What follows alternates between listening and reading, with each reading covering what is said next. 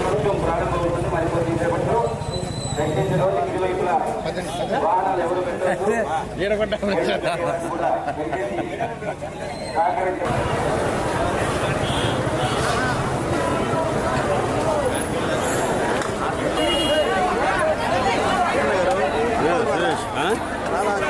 అక్కోలా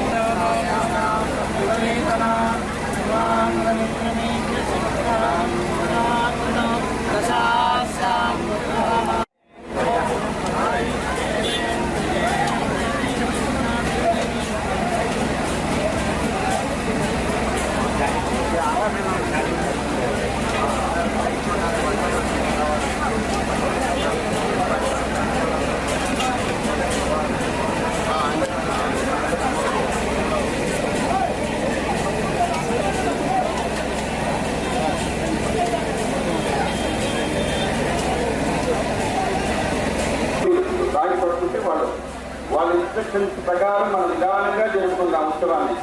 ఓకేనా? జై రంగా, రంగనాథ స్వామికి జై రంగా. కళ్యాణ ఉత్సవంతో అదే రంగాలతో స్వామివారు మనకి దర్శనమిస్తున్నారు.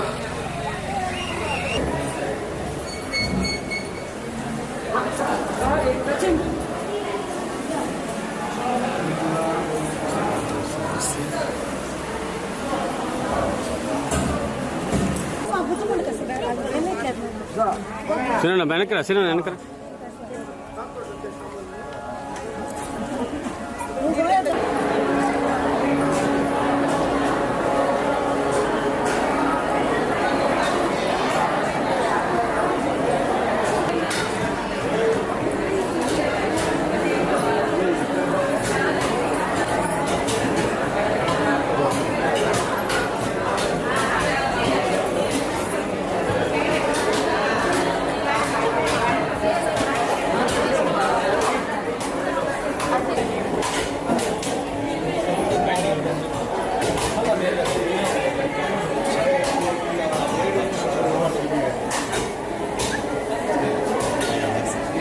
భాగంగా గరుడ సేవ పూర్తి అయింది.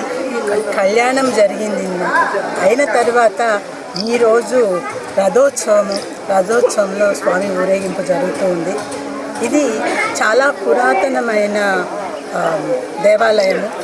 సుమారు 6-7 శతాబ్దాలలో పల్లవులు దీన్ని స్థాపించినట్టుగా, ఆ తర్వాత చాణక్యులు దీన్ని ఇంకా విస్తరించినట్టుగా మనకి చరిత్రలో తెలుస్తోంది.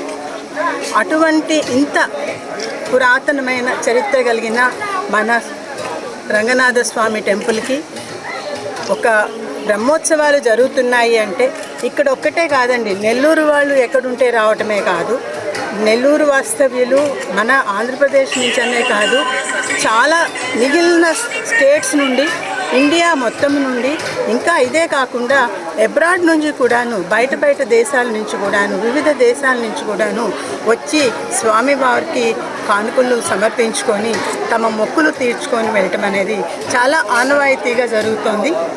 అందులో ఈరోజు రథోత్సవంకి దాటి మీరు అక్కడ చూసినట్టయితే ప్రతి ఒక్కళ్ళు ఎంతో భక్తి భావాలతో ప్రతి ఒక్కరూ పాల్గొనటం జరుగుతోంది. అదేవిధంగా రేపు సాయంకాలము తెప్పోత్సవం అండి, మన పెన్నా నదిలో తెప్పోత్సవం ఉంది స్వామివారిది. రేపు సాయంకాలం 7 గంటలకు ఎన్నో మంది, లక్షల మంది వచ్చి తెప్పోత్సవాన్ని వీక్షిస్తారు అని చెప్పి ఎస్టిమేట్ చేయటం జరుగుతుంది. మీరందరూ కూడా తప్పకుండా రేపు తెప్పోత్సవానికి కూడా వచ్చి ప్రతి ఒక్కరూ స్వామివారి యొక్క ఆశీస్సులు తీసుకోవాలని నేను మనస్ఫూర్తిగా కోరుతున్నాను. ఆ రంగనాథ స్వామి మన నెల్లూరు నగర వాసుల్ని అందరినీ కూడాను చల్లని కరుణ కటాక్షాలతో ఆశీర్వదించాలని మనస్ఫూర్తిగా కోరుకుంటున్నానండి.